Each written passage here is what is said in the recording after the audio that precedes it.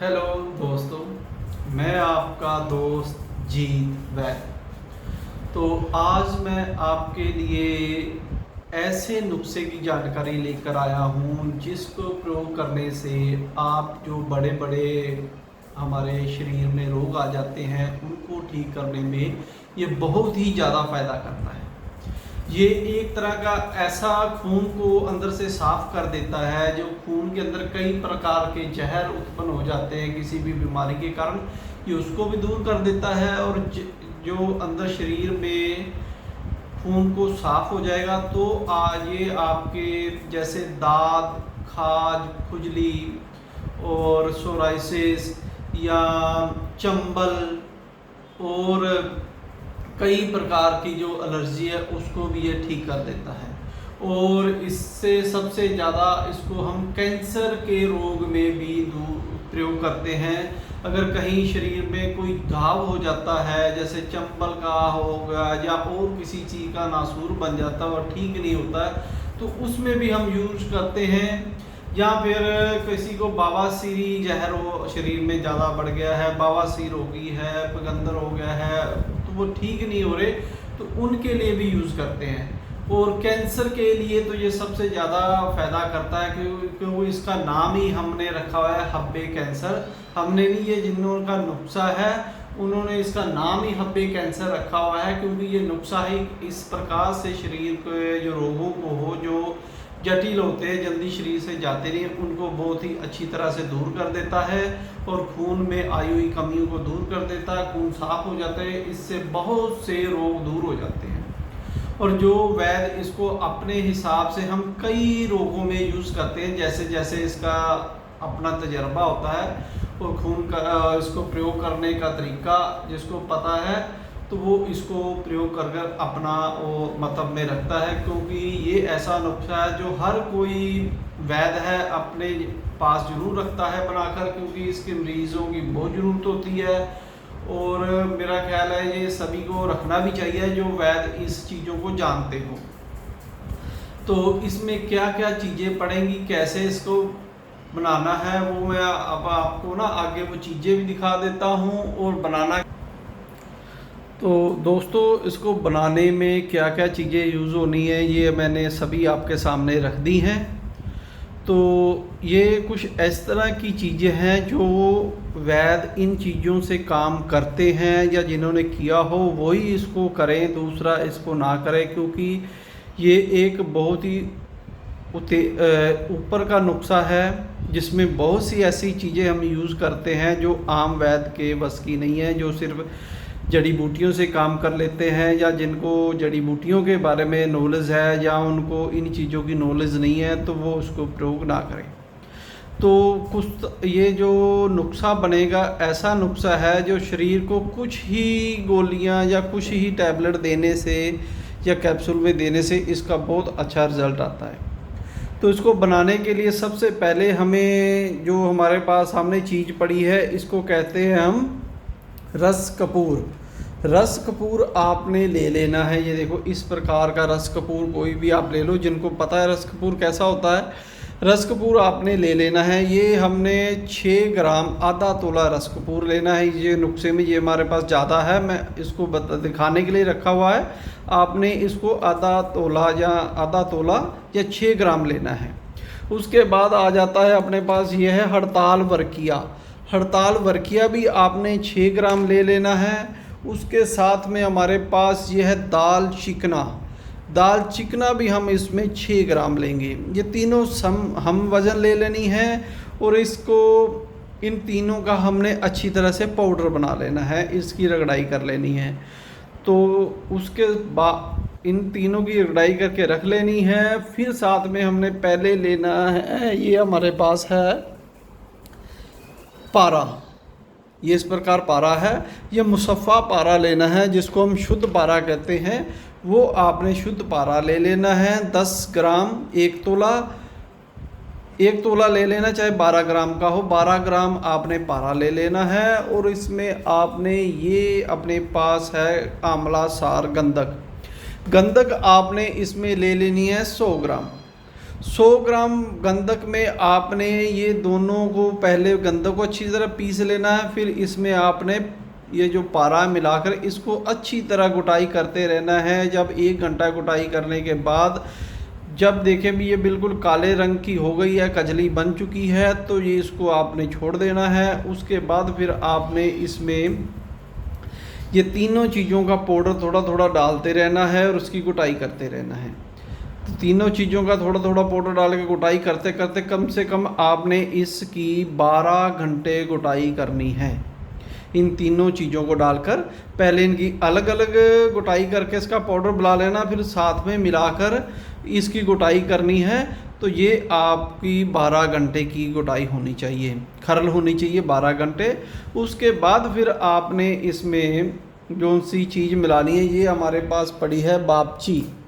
बापची का ऐसे ले लेनी है आपने, बापची का आपने अच्छी तरह पीस कर पाउडर बना लेना है। पाउडर बनाने के बाद इसको कपड़ शान कर लेना है। कपड़ शान कर कर इसका आपने जो कपड़ शान किया हुआ पाउडर होगा वो आपने ले लेना है 250 ग्राम।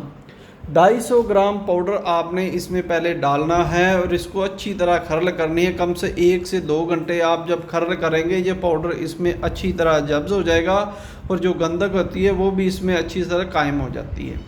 उसके बाद आपने ये हमने रखी हुई है अजवाइन, देसी अजवाइन ले लेनी है। इसका भी आपने ऐसे ही पीस कर अच्छी तरह पाउडर बनाकर कपड़ शान कर कर वो आपने 250 ग्राम इस पे लेना है और थोड़ा थोड़ा डालकर 1-1 चमचा डालकर गुटाई करते रहना है, 1-1 चमचा डालकर गुटाई करते रहना है। और साथ में आपने ये हमारे पास सुर्ख राई ले लेनी है। आपने राई का भी आपने पाउडर कर कर इसमें साथ के साथ डालते रहना। ये सभी चीज़ों की आपने 12 घंटे रगड़ाई करनी है। तो ये 24 घंटे 12 इनकी होगी, 12 उनकी करनी है। तो 24 घंटे की इसकी रगड़ाई आपने अच्छी तरह कर लेनी है। कहीं तो इनकी भी आप इससे ज़्यादा जितनी गुटाई कर लेंगे उतना ही ये सभी चीज़ें हैं कुश्ता हो जाएंगी।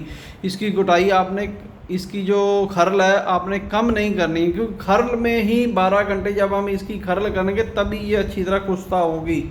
ये लिए भी आपने खरल नहीं की और ऐसे डाल दिया तो ये इसको हम ना तो कोई आग दे रहे हैं ना हम इसको कोई इसका जोहर उड़ा रहे हैं। ये हम सीधी हमने ली हुई है और सीधा ही हम इसको खरल के दोबारा ही खरल कर कर इसका कुश्ता तैयार कर रहे हैं।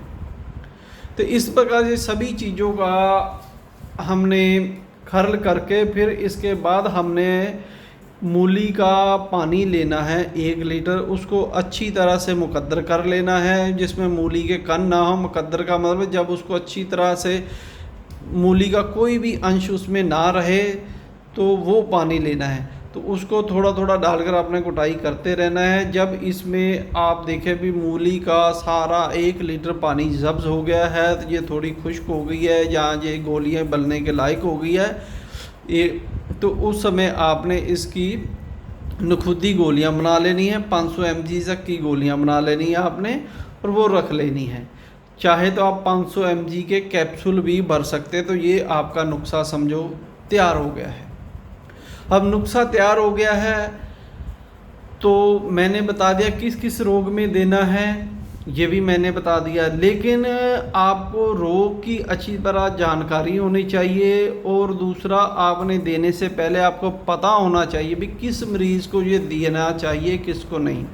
जिसका मिजाज पहले से ही गर्म मिजाज हो उसको आपने ये नुस्खा नहीं देना है। उसकी नब्ज़ देखकर आपने पता लगा लेना है, या जैसे भी आप उसका तखसीस उसको देखते हो उससे आपको पता होना चाहिए भी उसका जो गुद्दी मिजाज नहीं होना चाहिए।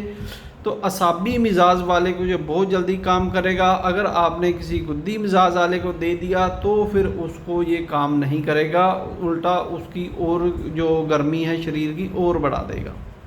ये ध्यान रखना है। अगर आपने किसी को थोड़ी तर गर्म या थोड़ी खुश्क गर्म या थोड़ा बहुत मिजाज गर्म है उसको देना है, तो आपने साथ में एक ऐसा नुस्खा भी साथ में उसको देना है जिसको खाने से उसको बिल्कुल भी दिक्कत ना आए। तो जब भी उसको ऐसा लगे भी थोड़ी सी शरीर में हरकत ज़्यादा हो गई है तो आपने उसको वो पुड़ियाँ बना के दे देनी है और वो उसको खा लेगा, तो उसको किसी प्रकार की कोई दिक्कत नहीं आएगी। तो ये तो हर वैद्य को पता है जब हमारा कोई कौन सा नुस्खा देना है, जो वैद्य होते हैं उनको पता होता है, इसलिए मैं खुल के इसलिए नहीं बताता। कई हम मेरे नुस्खे देख को बना लेते हैं और वो देना शुरू कर देते हैं और उनको उनके बारे में पता भी नहीं होता। तो इस प्रकार ये नुस्खा बन जाएगा। इससे समझो भी आपको कितने भी प्राणी किसी भी प्रकार की दाद, खाज, खुजली, सोराइसिस या आपके कैंसर, किसी प्रकार का पुराना जख्म, उस पर यह बहुत अच्छा काम करेगा। और साथ में हम इसकी मलहम भी बना देते हैं। मलहम कैसे बनानी है, ये जितना नुस्खा बनेगा उसमें से 10 ग्राम आपने एक पाउडर ले लेना है और उसको आपने 100 ग्राम गाय के घी में अच्छी तरह से 1 घंटा खरल करके उसकी पेस्ट बना लेना है और उसको रख लेना है। जब भी कहीं आपको दाद, खाज, खुजली ऐसी बाहरी तौर पर लगाने के लिए उसको लगाना है और आप देखेंगे कुछ ही दिनों में वो जख्म भी ठीक हो जाएगा और अंदर से ख़त्म भी हो जाएगा।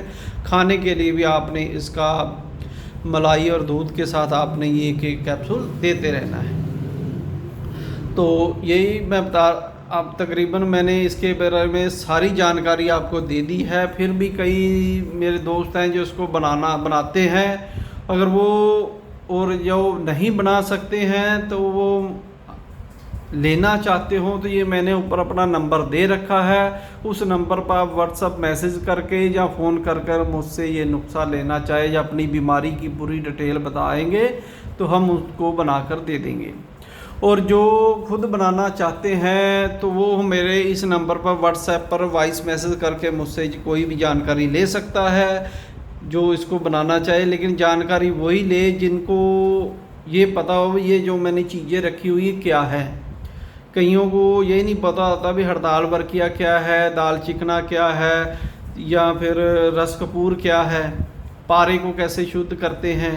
तो वो जिनको इन चीज़ों का पता नहीं है वो मेरे को फ़ोन ना करें, क्योंकि ये इतनी डिटेल में मैं नहीं बता सकता। ये मेरे को वही फ़ोन करें जिनको इनके बारे में जानकारी है, तो मैं उसको अच्छी तरह समझा दूंगा और ये नुस्खा उनके पास बनकर उनके मतलब में आ जाएगा। तो धन्यवाद दोस्तों मेरी वीडियो देखने के लिए।